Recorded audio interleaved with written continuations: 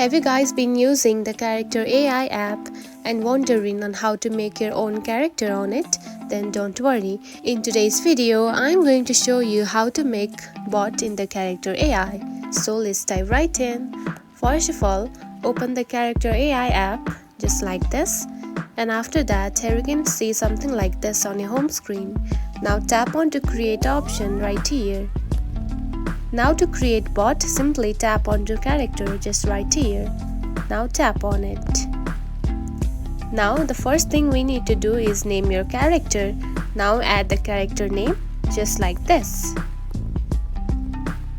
And tap on to next. Now describe what the character looks like, or you can simply upload it. Now simply describe it and tap on to next. Now simply add the greetings and generate it just like this and tap on to next.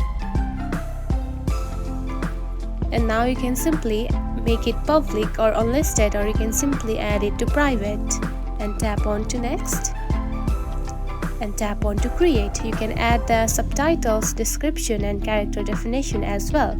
Now tap on to create. And now you can see you have created a bot in the Character AI app. And that's it. This is how you can make Character AI bot. If you found this video helpful, don't forget to like and subscribe for more tips. Thanks for watching.